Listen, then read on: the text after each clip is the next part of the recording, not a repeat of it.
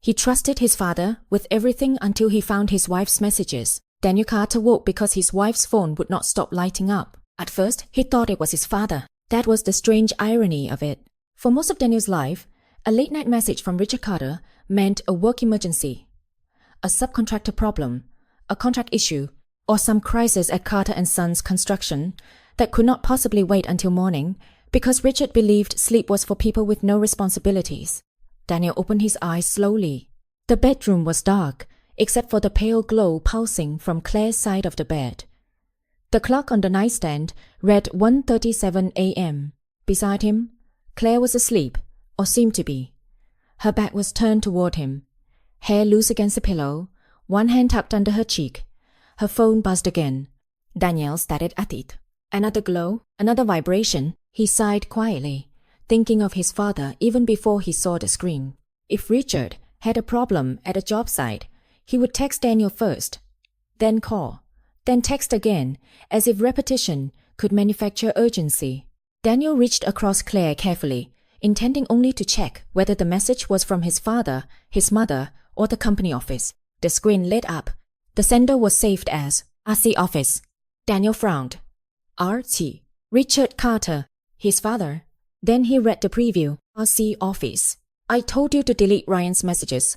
Daniel can never know what happened at the hotel. Daniel stopped breathing. For several seconds, his mind refused to place the words in order. Delete Ryan's messages. Daniel can never know what happened at the hotel. He looked at Claire. She did not move. The phone buzzed again in his hand. RC Office. Smile at dinner tomorrow. I'll keep him from suspecting anything. The room seemed to tilt. Daniel stared at the message until the letters blurred. His father's initials. His wife's phone. His name inside a secret he had not been allowed to know. He picked up the phone with numb fingers. Claire's passcode was their wedding anniversary. That detail almost stopped him. Almost. Then the screen glowed again, and Daniel entered the numbers. The message thread opened. At the top was the contact name RC Office, but the phone number beneath it was his father's private number. Not the office. Not an assistant. Richard Carter himself. Daniel scrolled. The thread went back weeks. His father's messages were cold, direct, controlling. Delete Ryan's messages. Do not confess until this is handled. I will deal with Ryan after the banquet. Daniel does not need this humiliation. Protect the Carter name. Daniel's hands began to shake. Then he found one message from Claire. Claire? He deserves to know. Richard's reply.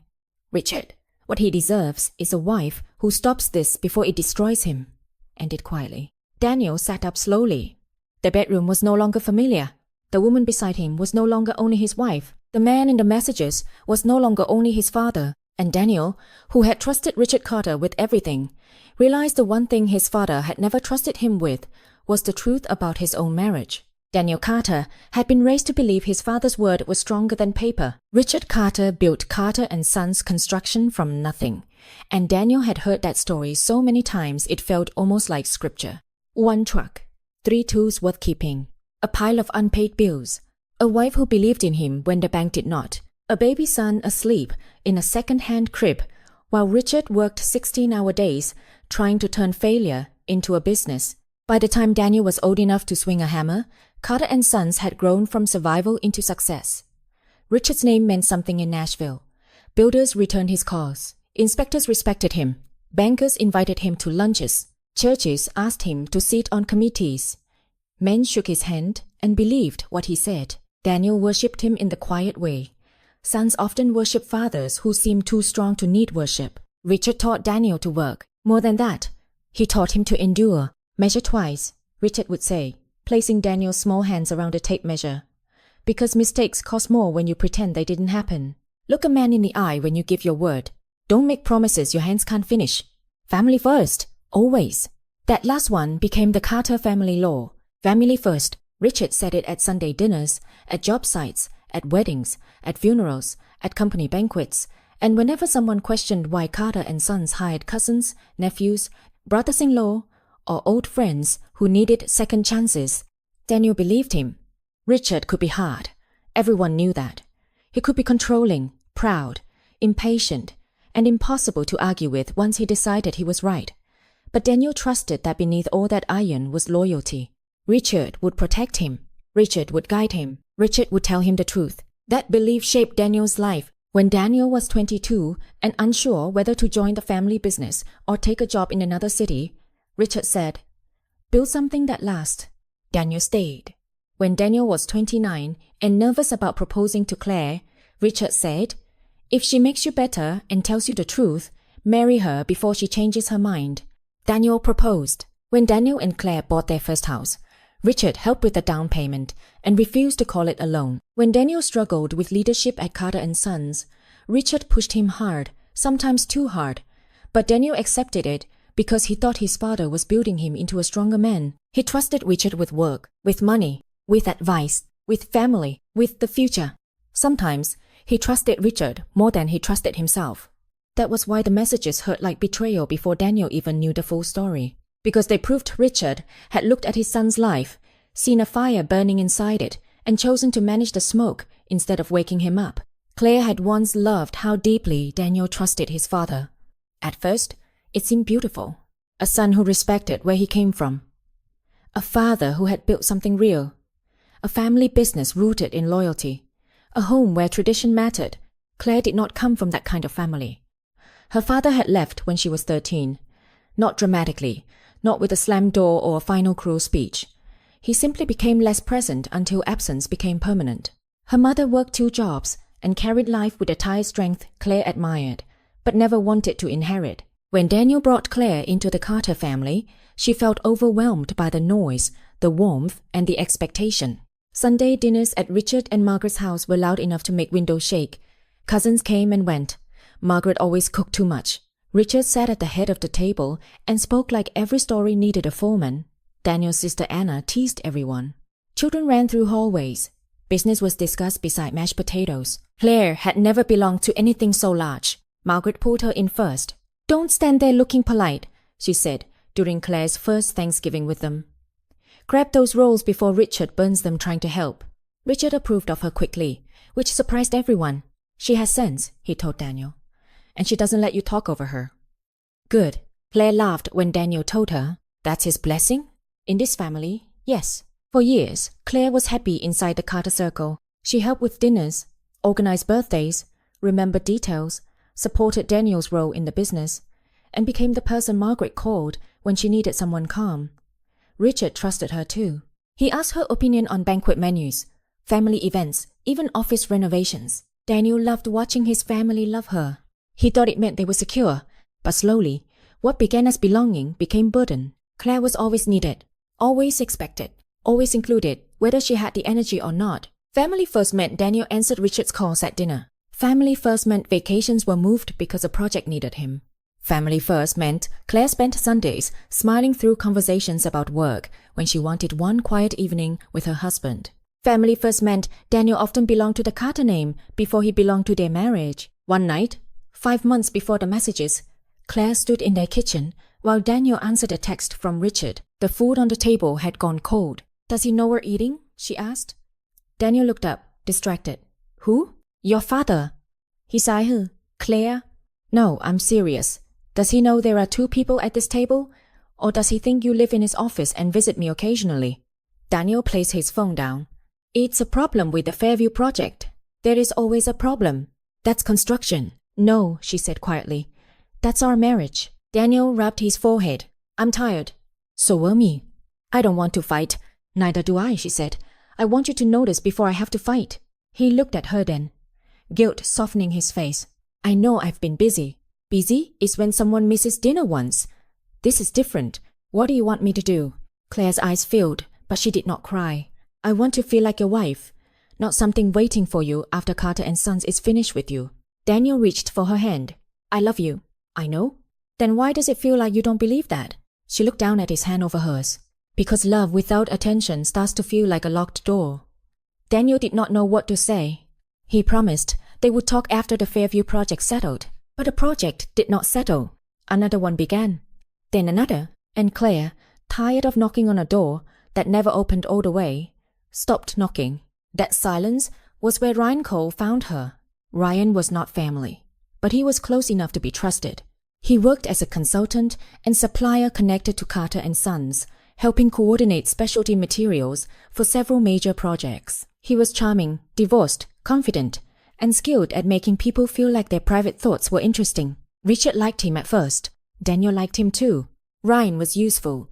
He knew clients, spoke well in meetings, and had a way of smoothing tension that made deals easier. Claire met him at a company charity event when Daniel was pulled into a last-minute conversation with Richard and two investors. She stood near a table of auction items, holding a glass of water and trying not to look as bored as she felt. Ryan approached. "You have the expression of someone who came to a fundraiser and accidentally attended a quarterly budget review," he said. Claire laughed. "That obvious?" "To someone trained in survival, yes." "And you are?" "Ryan Cole, consultant. Occasional hostage to Carter and Sons." "I'm Claire." "I know," he said. "Daniel's wife." Her smile tightened. Ryan noticed. "Sorry, that sounded like a label." "It usually is." He tilted his head. "What would you rather be called?" The question surprised her. "My name." "Claire, then." It was such a small thing. That was why she remembered it. Later, he messaged her through the event planning thread. "You survived the banquet table politics. Impressive." Claire replied. "Barely. I deserve hazard pay." "You deserve more than that." She stared at the message, then locked her phone. 10 minutes later, she unlocked it again. That became the pattern. Ryan's attention arrived as relief, then habit, then secrecy.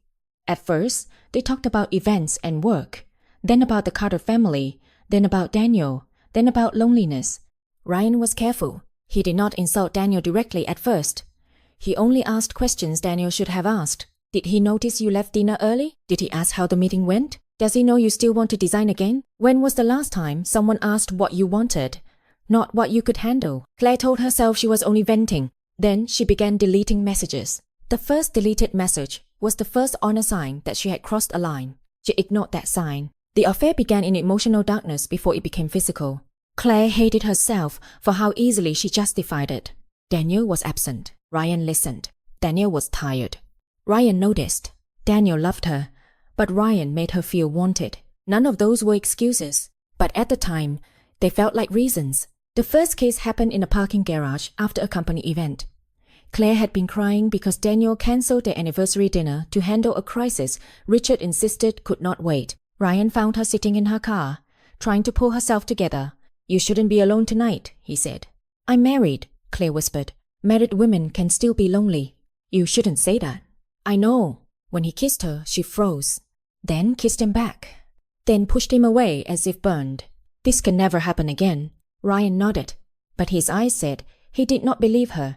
He was right not to. 2 weeks later, the affair became physical at a hotel outside Nashville. Claire told Daniel she was helping Margaret choose decorations for a church fundraiser. She told herself the lie would be temporary, that she would end things afterward, that she had only lost herself for a moment. But betrayal becomes easier to repeat after the first impossible line is crossed. Ryan became more demanding. He wanted more time, more honesty, more promises. Claire wanted him and hated wanting him. She wanted Daniel not to find out and hated herself for thinking concealment could be mercy. Then Richard discovered the hotel receipt. Ryan had carelessly submitted a dinner charge through a business expense account tied to Carter and Sons. Richard noticed the date, the location, and the name. He checked. He asked questions. He obtained enough information to know Claire had been there. Richard did not call Daniel. He called Claire. When Claire arrived at Richard's office, she already knew something was wrong. Richard stood behind his desk, expression carved from stone. On the desk lay a printed hotel receipt and screenshots from Ryan's business messages. Claire's knees nearly gave out. Richard did not ask if it was true. He asked, "How long?" She began crying. "Richard, please." "How long?" "2 months," she whispered. Richard closed his eyes. When he opened them, they were cold. "Does Daniel know?" "No." "Then you will end it before he does?" Claire looked up. "I have to tell him." "No." "He deserves to know." Richard stepped round the desk. "What he deserves is not to have his life publicly ruined because his wife made a selfish mistake. It wasn't just, do not make it sound deeper than it is." Claire flinched. Richard leaned closer. "You will delete the messages. You will end it with Ryan. You will show up at dinner tomorrow and smile. I will handle Ryan after the banquet." Claire stared at him. "You're asking me to lie to your son." Richard's jaw tightened. "I am asking you to stop destroying him." "No, she whispered. You're asking me to let you control when the truth exists. Richard's eyes flashed. I am trying to protect my family. Claire should have walked out and called Daniel. Instead, she cried. She agreed. Because she was afraid. Because Richard was powerful. Because she wanted someone else to tell her silence could still become protection. From that day on, Claire's betrayal belonged not only to the affair, it belonged to the cover-up, and Richard became part of it. Daniel sat in bed with Claire's phone for nearly an hour. He read the messages between Claire and Richard first. Then, with a kind of dread that felt almost calm, he searched for Ryan. Claire had not saved Ryan under his real name. She had saved him as vendor updates. Daniel almost laughed when he saw it. Vendor updates. Family schedule. RC office. His marriage had become a place where betrayal wore administrative labels. He opened the thread. There were gaps where Claire had deleted messages, but enough remained. Ryan, I hated watching you stand beside him tonight. Claire, don't do this. Ryan, he has no idea, does he? Claire, please stop. Ryan, your husband trusts me because of the company. That makes this harder, but I can't let you go. Daniel gripped the phone so hard his fingers hurt. He scrolled. Hotel references, memories, arguments. Ryan pushing Claire to leave Daniel. Claire saying she could not. Ryan accusing her of choosing comfort. Claire saying she felt sick every time Daniel touched her shoulder. That one nearly made Daniel drop the phone. He looked at Claire sleeping beside him. How many nights had she lain there carrying another man's words? How many mornings had she kissed him goodbye after texting Ryan? How many dinners had his father watched, knowing? The messages with Richard were worse in a different way. Richard, smile at dinner tomorrow. I'll keep him from suspecting anything. Daniel imagined that dinner. Claire beside him. Richard at the head of the table. Margaret asking about dessert. Daniel laughing, unaware that two people at the table were performing normalcy around him. He found another message. Claire, I can't keep doing this. He looks at me and I feel like I'm disappearing. Richard. Then end it properly. Do not confess out of guilt. Confession will destroy him and humiliate his family. Claire. He is my husband. Richard. He is my son. I know what he can survive. Daniel stared at the last sentence. I know what he can survive. No. Richard knew what he wanted to control. That was different. Claire stirred beside him. Daniel? She whispered. He did not answer. She turned over and saw the phone in his hand. Her face changed. The room went utterly still. Daniel looked at her. How long has my father known? Claire began to cry before she spoke. That was answer enough. How long? Daniel asked again. Claire sat up slowly, pulling the sheet around herself, as if modesty mattered in a room where trust had already been stripped bare. Daniel, please. How long has my father known? 3 weeks, she whispered. Daniel nodded. He had read the dates, but hearing it from her made it real in another way. 3 weeks, she cried silently. You were going to tell me when? I don't know. He laughed once. It sounded broken. You don't know. I wanted to. I did. No, Daniel said. You wanted to want to. She flinched. He held up the phone. Ryan? She covered her face. How long? 2 months. Physical? She did not answer. He closed his eyes. The silence was worse than a word. When he opened his eyes, he looked strangely calm. That hotel. Claire sobbed. Yes. Daniel stood and walked to the window. Outside, the neighborhood was dark and quiet. Somewhere, a dog barked once. Life continued with insulting normalcy. Claire said, It started because I was lonely. Daniel turned. Do not start there. She froze. I know you were lonely, he said. I know I was absent. I know I let the company and Dad and every crisis take more of me than I gave you. I know you tried to tell me. Tears rolled down her face. But my absence may explain your pain, Daniel said. It does not excuse your affair. She nodded, sobbing. I know. Do you? Yes. He held up the phone again. You betrayed me with Ryan, then betrayed me again when you let my father decide how much truth I deserved, Claire whispered. He scared me. I know he did. He said telling you would destroy you. Daniel's face tightened. And hiding it saved me? No. Then why? Claire shook her head helplessly. Because I was afraid that if I told you, I would lose everything. And when your father told me to wait, it felt like permission to be a coward. There it was. The truth, ugly and plain. Daniel sank into the chair near the window. For a long moment, he said nothing. Then he whispered, I trusted him with everything. Claire looked down. He was my father before I was anyone's husband, and you gave him the truth before you gave it to me. Claire broke into sobs. Daniel did not comfort her. He had no comfort left. Daniel left the house before sunrise. He took Claire's phone with him, along with screenshots of the messages he had sent to himself. He did not know whether that was noble or cruel. He only knew he needed proof, because grief can be talked out of its own memory when powerful people start explaining. Richard was already at Carter and Sons when Daniel arrived. Of course he was. The office lights glowed in the grey morning. Rain streaked the windows. Richard sat behind his desk, reading a project file, coffee beside him. He looked up when Daniel entered. Early. Daniel closed the door. Richard's eyes moved to the phone in Daniel's hand. The older man's face changed, just slightly. Daniel saw it. That tiny flicker of recognition confirmed everything. He placed the phone on Richard's desk. I found the messages. Richard leaned back slowly. Daniel. No. The word stopped him. Daniel had rarely interrupted his father. Never like that. Richard's jaw tightened. You need to calm down. Daniel laughed softly. You still think you get to manage the room? Richard stirred. I was protecting you. Daniel looked at him with a grief so raw it made Richard hesitate. I trusted you with everything, Dad. But you decided I couldn't be trusted with the truth about my own marriage. Richard's expression hardened, defensive instinct rising. I knew what this would do to you. No, you knew what scandal would do to the Carter name. That is not fair. Daniel tapped the phone. Protect the Carter name. That is your message. Richard looked away. Daniel's voice shook. You let me sleep beside a lie so the family could keep smiling. Richard's face flushed. I was trying to stop it before it destroyed your life. It destroyed my life anyway. You just made sure I was the last person to know. Richard slammed his palm lightly against the desk, not loud enough to be rage, but enough to reveal frustration. You think I wanted to carry this? Daniel stared at him. No, I think you wanted to own it. Richard blinked. You wanted to be the one who decided when pain arrived. You wanted to handle Ryan, handle Claire, handle me, handle the family, handle the banquet, handle the truth like it was another job site.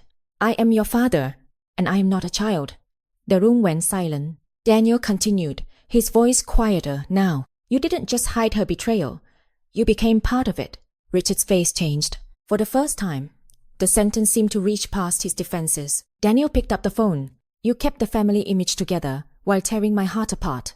Richard's voice was lower when he spoke. I thought silence would buy time. No, Daniel said.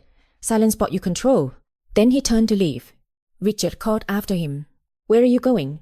Daniel stopped at the door. Away from you. Richard stiffened. Daniel. He looked back. I'm taking leave from the company. You're emotional. I'm awake.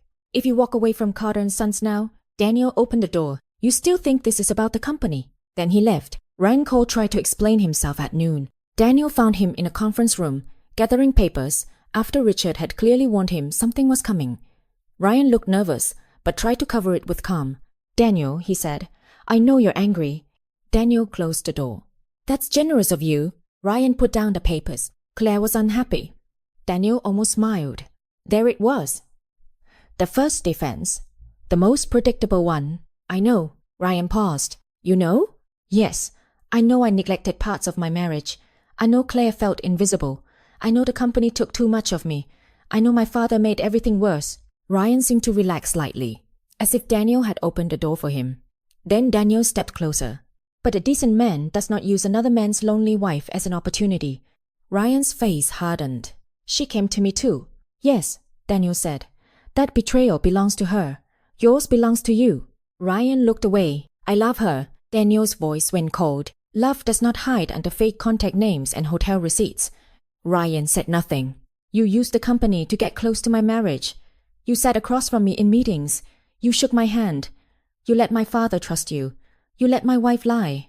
Ryan's jaw tightened. She is not property. Daniel stepped closer. Do not dress betrayal up as liberation. The words landed. Ryan's eyes flickered. Daniel continued. Stay away from Claire. Stay away from me. Stay away from anything with my name on it.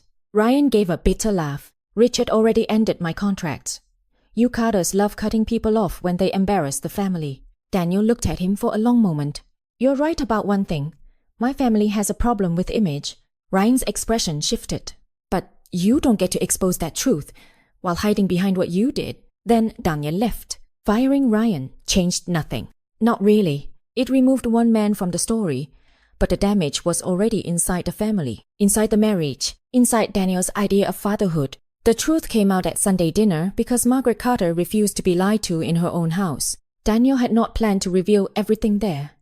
He had not planned anything beyond surviving hour to hour. But Richard, ever committed to control, had told Margaret only that Daniel and Claire were having trouble, and that Ryan had been removed from some projects. Margaret knew her husband too well. Trouble had weight. This was heavier than trouble. She called Daniel. What happened? Daniel was silent too long. Margaret's voice trembled. Daniel, do not protect me from my own family. So he told her to gather everyone. Sunday dinner at Richard and Margaret's house looked normal at first.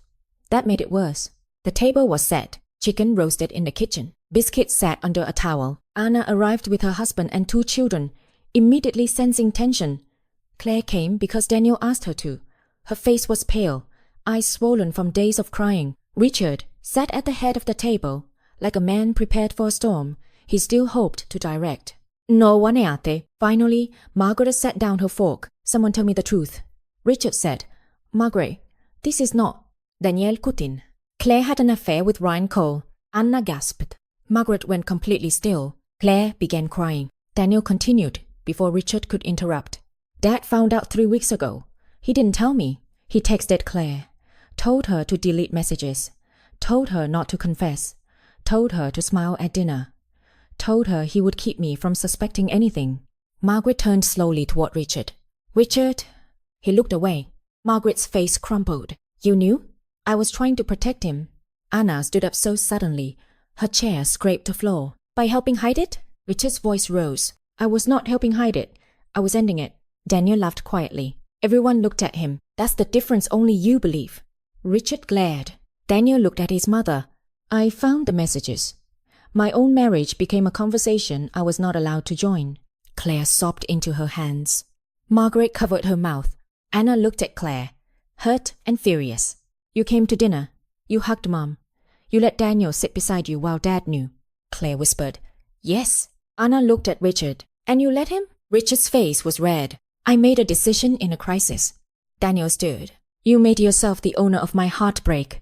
The room went silent. Margaret began crying. Richard looked suddenly older. Daniel turned to Claire. I am not pretending your betrayal is smaller because of his. You chose Ryan. You chose lies. Claire nodded, crying. Then he looked at Richard. But you taught me family meant loyalty, then used loyalty to control the truth. Richard did not answer. Daniel pushed back from the table. I can't stay here. He left the house. This time, no one tried to stop him. Separation came in 2 forms. Claire moved out of the house. Daniel stepped away from Carter and Sons. Both felt impossible before they happened, then necessary afterward. Claire rented a small apartment near the edge of town. She ended all contact with Ryan, blocked him everywhere, and began therapy. At first she spoke often about loneliness. Her therapist listened, then asked her to name her choices without explanation. So Claire learned to say, I chose to answer Ryan's messages. I chose to meet him. I chose the hotel. I chose to hide behind Richard's control. I chose not to tell Daniel. I let fear make me cruel. The last one hurt the most. She wrote Daniel a letter 3 weeks after moving out. Daniel, your father did not make me betray you, but I let him help me hide it. I was lonely, but I chose secrecy. I was afraid, but I chose silence. Ryan gave me attention, but I let that attention become betrayal. Richard frightened me, but I let his instructions become a shelter from confession. You deserved the truth from me before anyone else had the right to discuss it. I am sorry that your own marriage became a conversation between your wife and your father while you slept beside a lie. Claire. Daniel read the letter in his temporary office downtown. He did not answer, but he kept it. That was all he could do. Daniel's new office had 1 window, cheap carpet, and a desk keyboard used from a closing insurance agency. It was nothing like Carter and Sons. No framed company awards. No Richard Carter's voice booming down the hall. No family photos arranged like proof of legacy. No one calling him son before telling him what to do. At first, the silence unsettled him. Then it became relief. Daniel began consulting independently for smaller builders. The work was less prestigious, but honest. He made schedules, reviewed bids, helped companies avoid mistakes. For the first time in years, he decided when the day ended. Richard hated it. He left messages, some angry, some formal, some wounded. Daniel ignored most of them. Then one afternoon, Richard came to the office. He knocked. Daniel noticed that first. Richard Carter had never knocked on Daniel's life before. He entered, advised, directed, corrected, managed. But now, he stood behind a half-open glass door and knocked gently. Daniel looked up. What? Richard's face tightened, but he did not respond with anger. May I come in? Daniel almost said no, then nodded. Richard entered and sat across from him. For a while, neither spoke. Finally, Richard said, Your mother says I need to stop explaining and start apologizing. Daniel leaned back. If you're here because Mom sent you, leave. Richard looked down. The old pride moved across his face, fighting something more fragile. Then he said, I'm sorry. Daniel did not move. Richard continued, I thought I was protecting you. I told myself that because I wanted it to be true.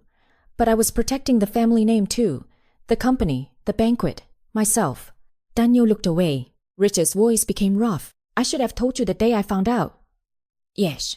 I should never have messaged Claire behind your back. Yes. I should never have decided what truth you could survive. Daniel's jaw tightened. That's the one.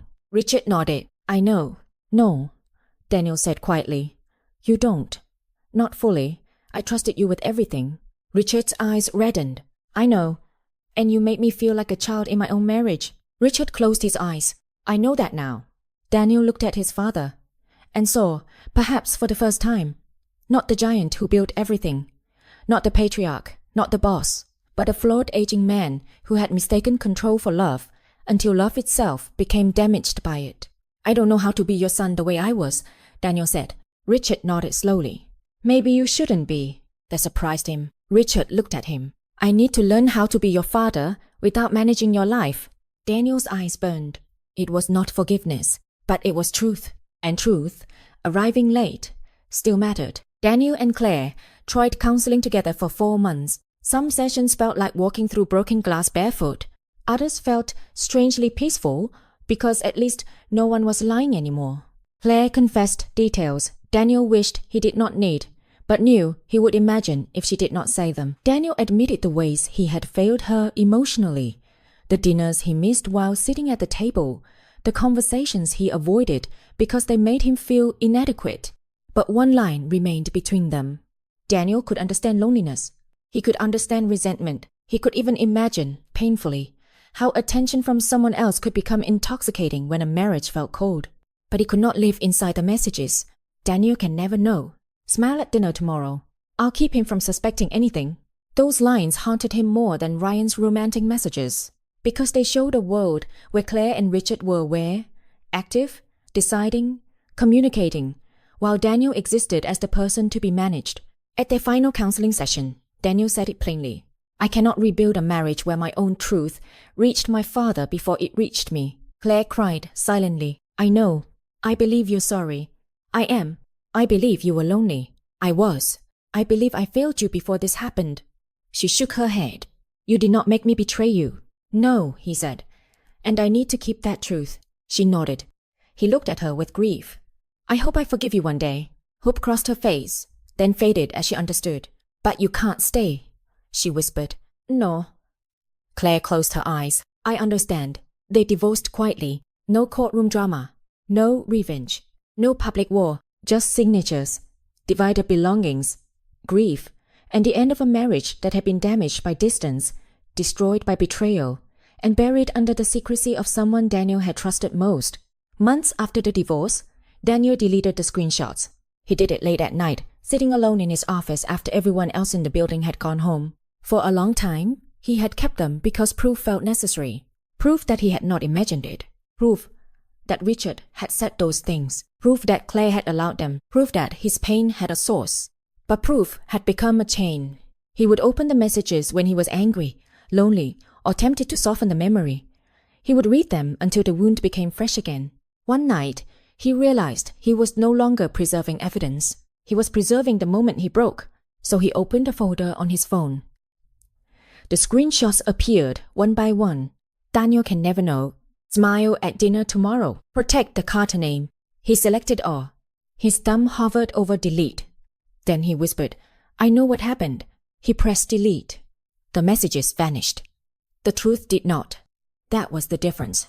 A year later, Daniel visited Carter and Sons for the first time without feeling like he was walking into the scene of a crime. The office looked the same. Richard's award still hung on the wall. Old photos lined the hallway. Richard beside his first truck, Daniel as a teenager at a job site, Margaret cutting ribbon at a company charity build, Daniel and Claire at a banquet from years before. Daniel stopped in front of that one. Claire stood beside him in a blue dress, smiling. Richard stood on the other side, proud. It had been taken before Ryan, before the affair, before the messages. Was the smile real? Daniel thought so. That was the painful maturity he had earned. Not every memory was false because the ending was. Not every smile was a lie because some later smiles became one. Richard came out of his office and found Daniel staring at the photo. "I can take it down," Richard said. Daniel shook his head. "No." "You sure?" Daniel studied the picture. "I don't want to worship it, but I don't want to pretend that part of my life didn't exist." Richard nodded. They stood side by side in the hallway. Not boss and employee, not patriarch and obedient son. Just father and son, damaged but still there. Richard said, "Dinner Sunday?" Daniel smiled faintly. "Will you talk about work?" Richard hesitated. Then said, "Your mother told me I'm not allowed." Daniel laughed. It surprised them both. Richard smiled. Small and relieved. Daniel looked once more at the photo, then turned away. He did not need to tear down every image from the past to prove he had survived it. He only needed to stop living under images that were not honest anymore. Claire rebuilt her life quietly in another part of Tennessee. She returned to nonprofit design work and stayed in therapy. She did not contact Ryan again. Years later, when she heard he had moved to Florida, she felt nothing except a faint sadness for the woman she had been when she mistook secrecy for being seen. Sometimes she thought about Daniel. Often, actually. She thought about the night he found the messages. She thought about waking to his face in the dark, the phone in his hand, the horror of realizing that the truth had arrived without courage from her. In her journal she wrote, "The messages exposed more than my affair. They exposed the cowardice of letting someone else manage the truth I owed my husband. Then, beneath it, I wanted to be loved without being lonely.